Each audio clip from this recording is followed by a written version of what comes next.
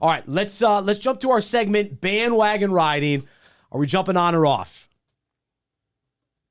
Get off the bandwagon. It's time for bandwagon riding. Getting on, getting off. Make up your mind, all right?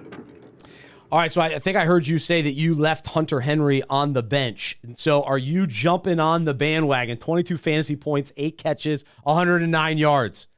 Maybe. We didn't know who the top receiver in New England was going to be coming into this season, and maybe the top pass catcher is Hunter Henry. That said, last season, first 2 games, I think, of the season, he had 2 tight end 3 finishes in a row, and then he did nothing until the last 2 games of the season, at which point he had another 2 top 10 finishes. So he does this a few times a season. He just absolutely goes off, and then he's prone to disappearing for a few weeks. So I'd pick him up if I had a tight end need, but just with the understanding that he might just as easily drop you 2 points next week.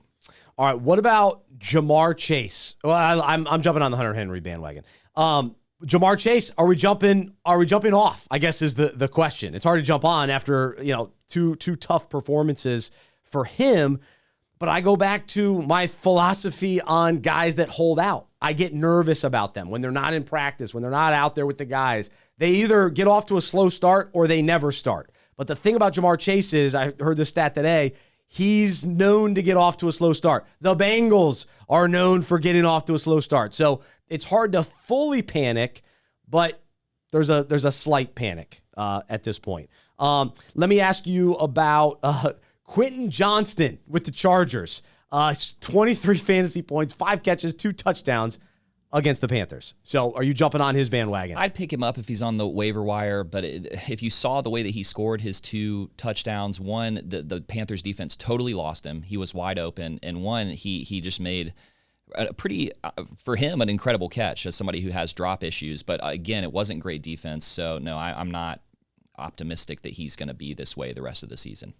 All right, so I'm jumping off. I got to wait and see. I still got Josh Palmer. We got to see. I am off the Palmer bandwagon, I have to say. I hate to say it, but anyway. Yeah, but here's the thing with the Chargers. They haven't had to throw yet. You're right. They really true. haven't That's true. had a big passing game, so we don't know. Now, that could be you just out on their passing game, which I think is fine. Don't have any Chargers wide receivers on your team. I think that's totally a reasonable thing.